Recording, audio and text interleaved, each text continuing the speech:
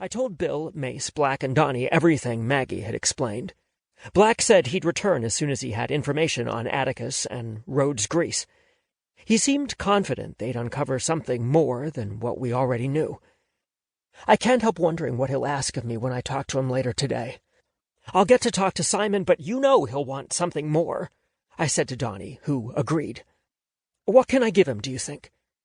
Bill sat in sweats on the couch, his ankle resting on top of his knee. Can't know that. What if he asks you a specific question? You do the best you can. Lying can trigger violence, and we don't want anyone getting hurt. Christopher can recover from whatever you give up. I knew that was true, but I didn't want to risk it. I'll think of something. We all departed for the remainder of the night. I tried to sleep, but I had fitful dreams. Simon screaming for my help, and me unable to find him. Christopher whispering he loved me as he bled to death in my arms. By the time I woke the next morning, I felt like I'd run a marathon. "Oh, sweetheart," Maggie said as I shuffled into the kitchen. "You should call the doc. Maybe he can give you something to help you sleep better." I smirked at Maggie. If things were better, she'd say something along the lines of me looking like a melting candle, and I'd tell her if I was a melting candle, she was flat and shit. But jokes weren't coming. I need to stay alert. I'm talking to Simon today, and I need to make this conversation matter. Maggie sat across from me at the kitchen table. "Have you thought of calling him out?" I shook my head immediately. "Not yet. It's the only thing I have over him right now. Until I know where they are, I can't risk it." The door to the kitchen flew open and Bill strode in, looking almost triumphant. "Gregor Mims," he said as he smiled. "Good morning, Bill. No, I didn't sleep well. It was a shitty night. No, I don't speak madness, so I'll not return your Gregor Mims. Thank you very much," I said to him, and he rolled his eyes. "No, the guy from the docks, the creepy fucker." Suddenly I wasn't feeling so tired. "How'd you find that out?" "Black called me a few minutes ago. Lee ran his face through some software. Nothing on the up and up or anything. Had to dig into the dark net." Bill cringed. "Guy is into some real wrong shit." "Where can we find him?" I asked.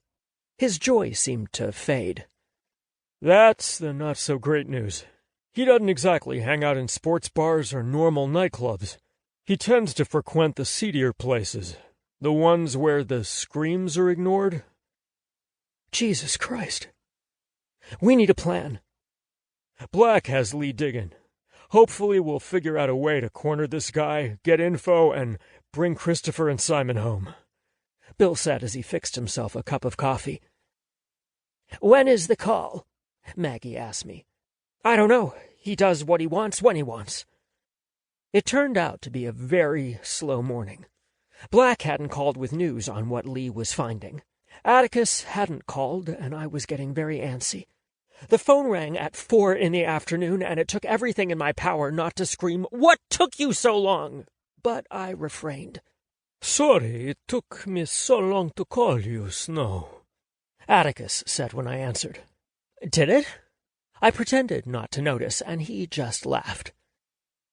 "Your information was quite helpful yesterday, so I'll allow you to speak with Simon. But after that, I have a question for you.